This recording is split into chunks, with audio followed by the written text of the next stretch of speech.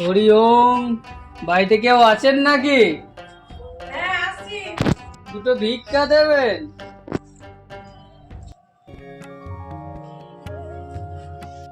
আপনাকে আমি স্পর্শ করব না, আপনি ওখানে নামিয়ে দিন, আমি ওখান থেকে নিচ্ছি।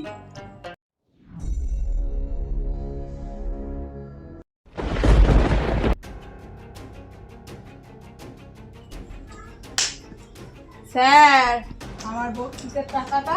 এই তো আমি রেডি করেই এসেছি।